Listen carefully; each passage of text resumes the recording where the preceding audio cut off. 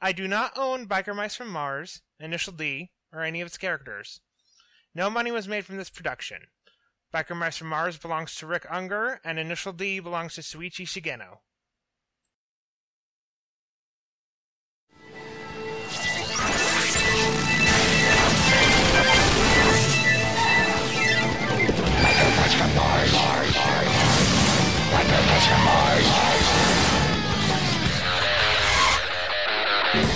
Biker Mice from Mars, Mountain Drift.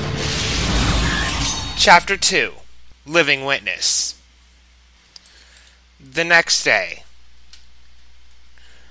Manuel woke up when the alarm clock he placed on the floor went off. Light was starting to shine in through the apartment window.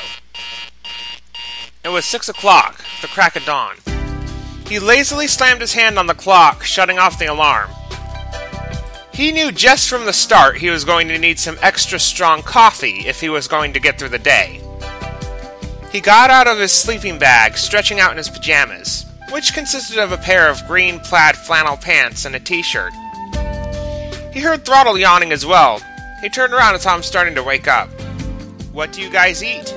he asked. "Do you eat human food?" Yeah. To be honest, it's not that different from anything we ate on Mars. "Wait a minute. You're from Mars?" Manuel asked, walking into the nearby kitchen.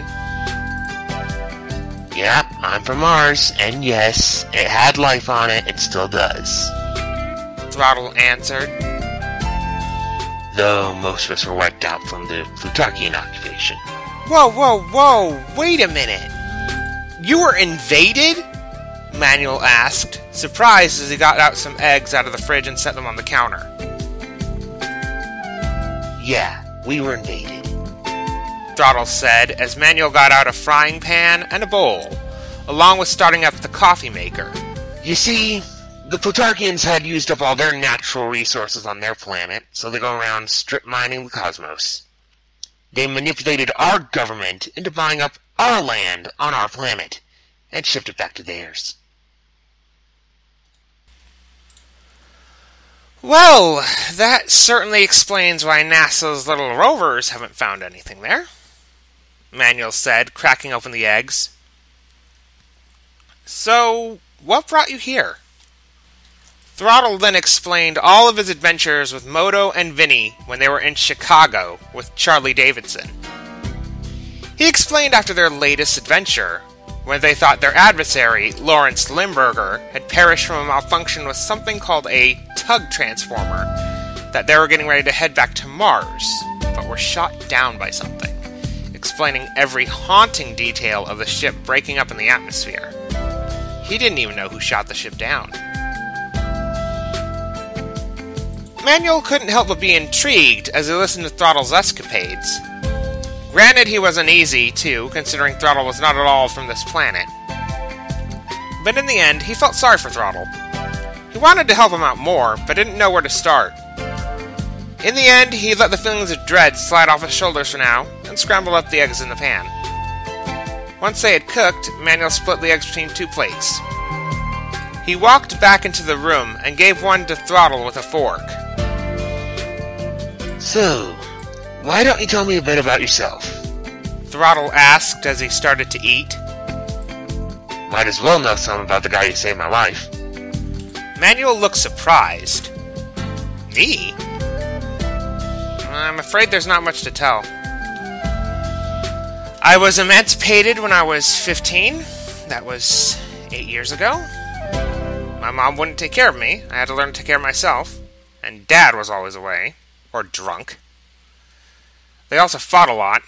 The courts declared my parents unfit to raise me, and gave me my rights as an adult. Since then, I lived here. A mechanic took me under his wing, and after I got out of school, I've been fixing up cars and motorcycles. Dad's also trying to settle down here, starting a delivery business between here and Bogus Basin, which he hired me for, along with several other people. Throttle then remembered. His motorcycle. Did it survive the crash?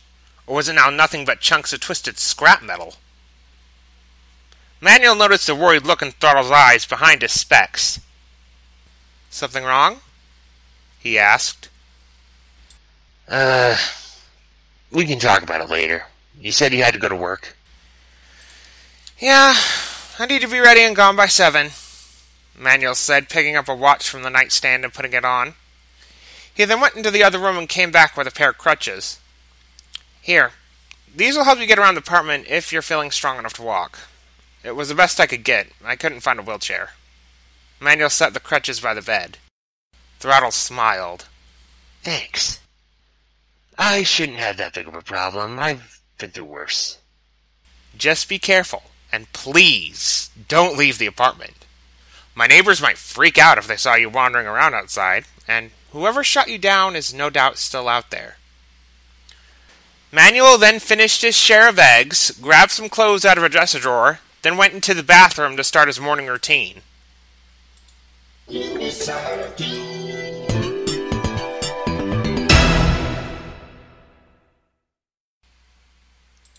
Vincent was on the road with Charlie. He was the only one who had the luck of crash landing near Chicago. Charlie saw the whole thing, though she was just as puzzled as to who could have shot them down. Vinnie wasn't that badly hurt, thank God, and now they were out searching for Modo and Throttle. They found Modo's tracking signal was somewhere in Florida. Throttle, however, was nowhere near that area, though. He was in Idaho, in the Boise area, near a place called Bogus Basin. They were going to find Modo first. He was closer, so they figured it would be quicker to find him.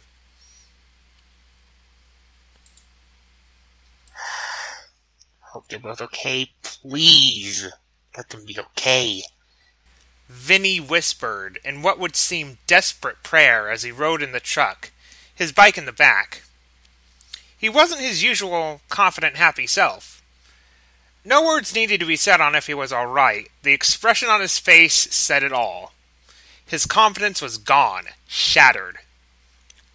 He always had Throttle and Modo around. What if something happened to one of them?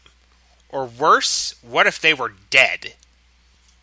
Charlie had no doubt that was going through Vinnie's mind. It's going to be okay, Vinnie, Charlie said, knowing all too well that Vincent was still recovering from the shock of the crash.